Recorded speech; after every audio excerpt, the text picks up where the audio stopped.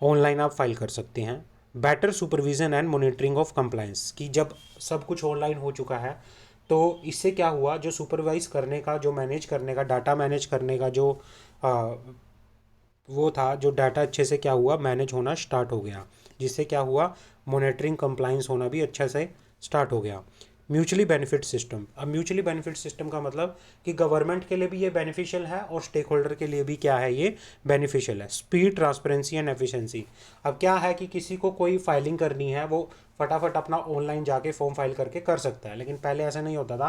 पहले आपको आरओसी जाना पड़ता था, वहाँ वेट करनी पड़ती थी, आरडी जाना पड़ता था, what ever the concern authority, वहाँ जाना पड़ता था। लेकिन अब क्या है, इंडिविजुअली आप अपना लॉगिन आईडी करो, अपना वहाँ से फॉर्म जो भी है फिल करके आप अपना उसको अपलोड कर दो, तो काम जो है स्पीड से होता है, ट्रांसपेरेंट होता है।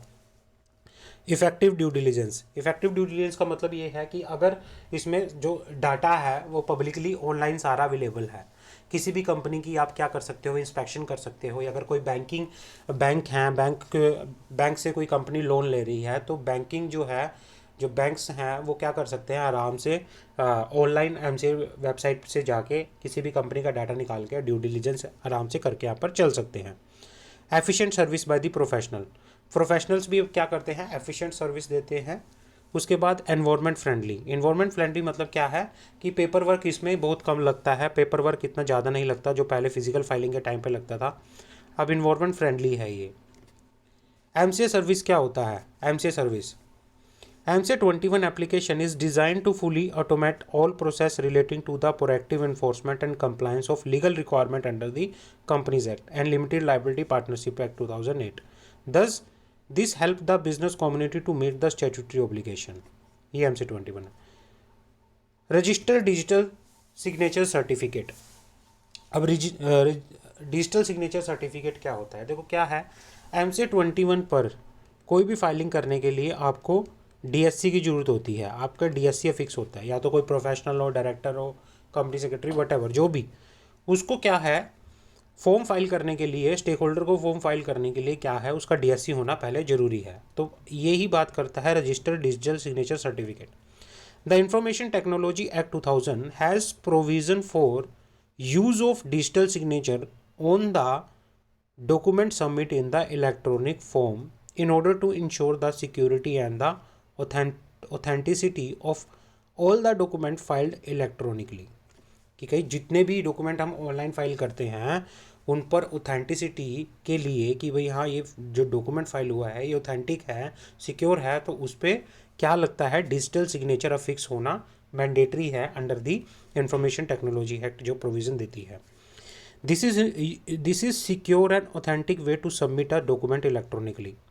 As such, all filing done by the companies LLP under MC21 e-governance program are required to be filed using digital signature by the person authorized to sign the document. Authorized to कोई भी person, आप director हो, आप कोई मतलब professionals हो, या कोई आप कंपनी सेक्रेटरी हो, वट एवर, तो आपका क्या होना चाहिए, जिस रोल में आप अथोराइज हो उस रोल का आपके पास डीएससी होना यहाँ पे चाहिए। As user can register DSC and update particular of DSC through MCA portal, कि भाई क्या है कि कोई किसी ने अपना डिजिटल सिग्नेचर बनाया तो पहले उसको क्या करना पड़ेगा, एमसीए के पोर्टल पर उसको रजिस्टर करना पड़ेगा। अगर उसमें कोई आपको अपडेट करनी है अपनी इन्फॉर्मेशन, वो भी क्या कर सकते हो, आप अपडेट करके यहाँ पर चल सकते हो। दूसरा पॉइंट आता है apply for director identification number, dean, कि भाई कोई भी पर्सन किसी कंपनी में डायरेक्टर अपॉइंट होना चाहता है तो डायरेक्टर अपॉइंट होने के लिए पहले उसको किस चीज़ के लिए अप्लाई करना पड़ेगा, डिन के लिए अप्लाई करना पड़ेगा, एप्लीकेशन देनी पड़ेगी फॉर ऑब्टेनिंग डिन इन फॉर्म DIR3। DIR3 में एक फॉर्म है DIR3, ठीक है ना, उसमें क्या जाती है, एप्लीकेशन जाती है फॉर ऑब्टेनिंग डिन। तो क्या होता है, the concept of director identification number was introduce for the first time with the insertion of section 266A to section 266G of the Companies Amendment Act 2006. Since then, the system has evolved and Companies Act 2013 also make a provision for obtaining DIN, कि भाई इसके लिए अब director के लिए mandatory है कि अगर कोई भी डायरेक्टर पहले किसी कंपनी में डायरेक्टर, कोई भी पर्सन किसी कंपनी में डायरेक्टर बनना चाहता है तो उसको पहले डिन ऑब्टेन करना पड़ेगा।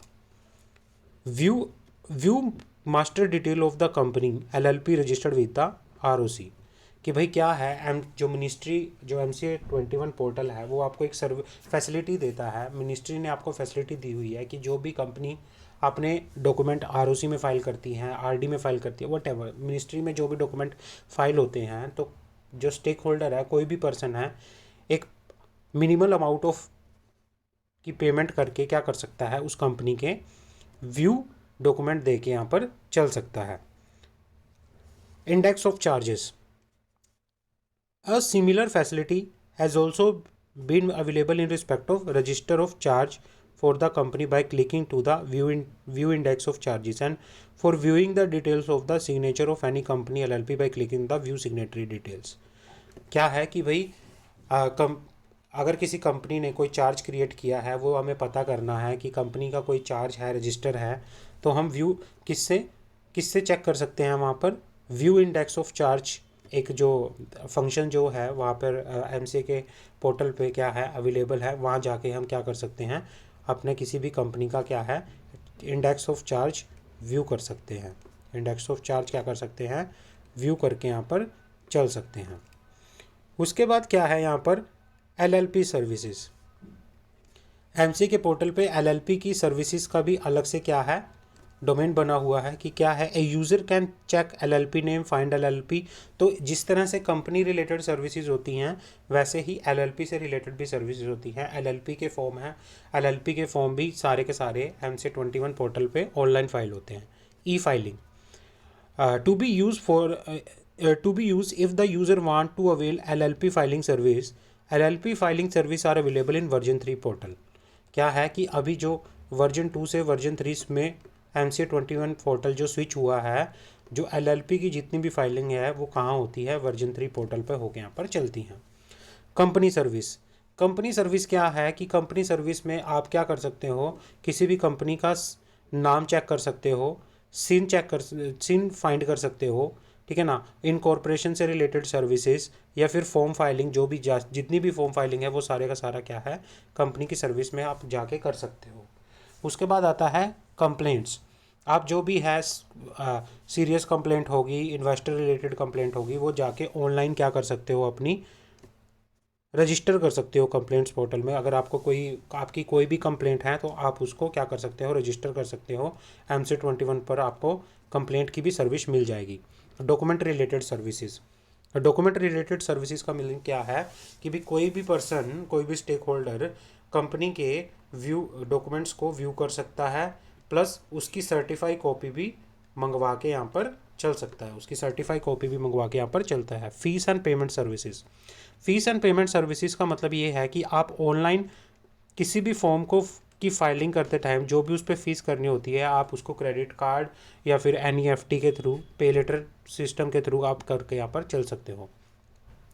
Public search of trademark, a user can search whether trademark have been registered और apply for particular name by the company.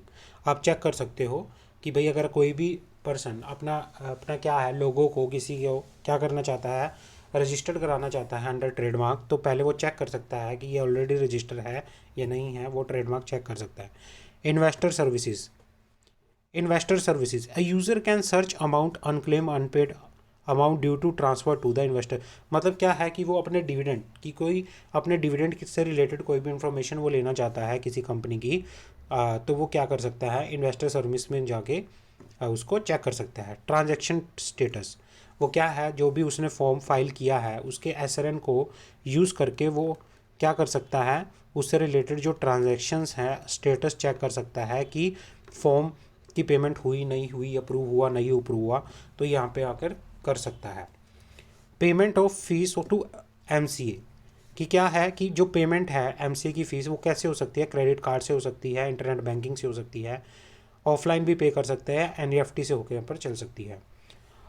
Hardware and software required under E filing, MC21 system के लिए अगर कोई ऑनलाइन फाइल, तो उसके लिए आपको क्या होना चाहिए, MC21 का यूज़ करने के लिए कहता है कि आपके पास सिस्टम होना चाहिए, वो तो ज़रूरी है।